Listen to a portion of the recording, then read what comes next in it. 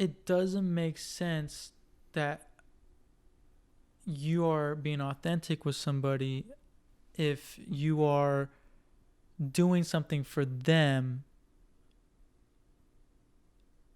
without doing it for yourself first. The reason being is because authenticity, in my opinion, or genuineness means you are doing it without any expectations or anything on it, no conditions. There's not anything of some sort of return that you're looking for. When you don't, like, for example, when you do things for others without doing it for yourself, you, in my opinion, it's because you are truly seeking some sort of acceptance from, approval from, or external validation, or even a response back that will be as the same weight or of equal value, and that is and it's, let's say it's not fulfilled. What happens? Let's say I'm supposed to give this person my shirt because they're cold or whatever, right? And I take off my own shirt and give it to him, but yet I'm freezing. I'm like, you know what? Like, my condition is like, I'll be okay. I'll be fine. And I'm using this as an example because I've done this. I tend to be like, I'll tough it out. I'll be the one to handle the most amount of pain. Yeah. Right? Interesting. And then for the other person to be happy. And then when it comes to the tables turn, because they always do, the tables always come back around, and it's like, I need a shirt now, and that person doesn't want to give you a shirt. Doesn't give the shirt. And they're not in the wrong. They're not. No, yeah. They're not. They're like, I don't want to get cold. Or like, they just don't show up. They're not even there. And so that's crazy. What that does is it hurts you. And why does it hurt you? Because you had an expectation from the beginning of what that person needs to be like or how they should be like in order to receive that shirt that you're giving. I'm going to say that again. You had an expectation. Anybody had an expectation. I had an expectation of how that person should act and be by me giving that shirt. The moment they don't act and be in the way I expect them to, with in accordance of me giving my shirt to them, I get upset. I get angry. Right. So that is not being authentic, because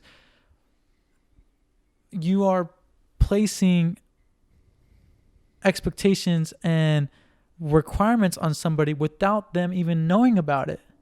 And more so, not seeing the person for who they really are. Which is? They're not available to give you a shirt back when they need to give you, or when that time comes. They don't have that capacity yet.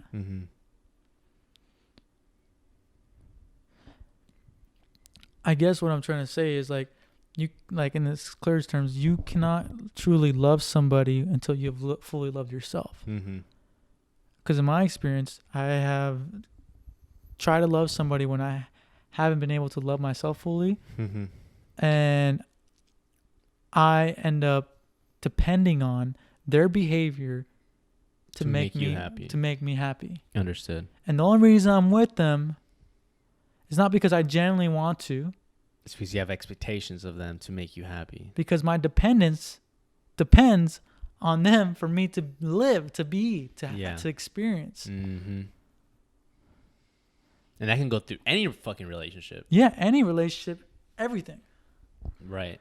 Everything and anything. Oh, could it work with things? Yes. It's your relationship to things that's more important than the actual things themselves.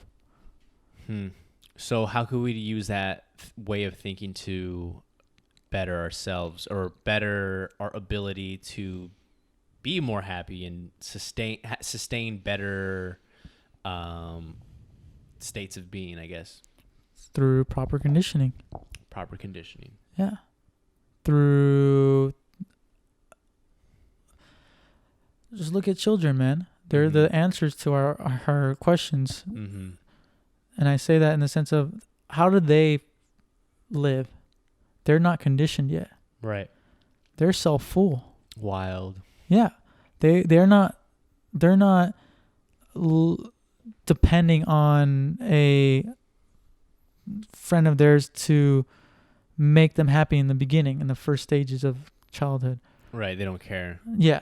Other than the mother would be the only factor I would say is what they're dependent on because of nature, through the process of the birthing. Yeah, exactly. But they're like, in the sense of social dynamics, these are something we learn. Right. And what we're conditioned by, that we need to depend on others to give us the things we desire and want. Which is love, happiness, ecstasy, intimacy, acceptance, fun, all that. So I'm seeing the picture. So it's, we at a time were conditioned to be like, hey, if you want love, you have to do these things. And now as a child, like, hey, don't do that. Okay, well, now I'm mad at you because you did this. And you're like, wow, I was just kind of doing what I thought the guitar was for everyone to play with, Dad, or whatever. Exactly. And then now I was like, no, now you messed up. Now you're in trouble. And it's like, damn, okay, I can't play. I can't do those things. Now as an adult, you're like you're afraid that, like, oh my God, if I do something like that to my part, or in general, someone's going to be the exact same way to me and be like, hey, now I'm going to take this away from you. Yes, exactly. And that you're not capable of trusting yourself, not discerning what is the right action to do, what is real, what is not real, what is improper, what is not proper. Because that is also something we have divinely a right for. Right. As a part of nature, as human beings, we all have the divine right to say, well, this is good for me and this is not good for me.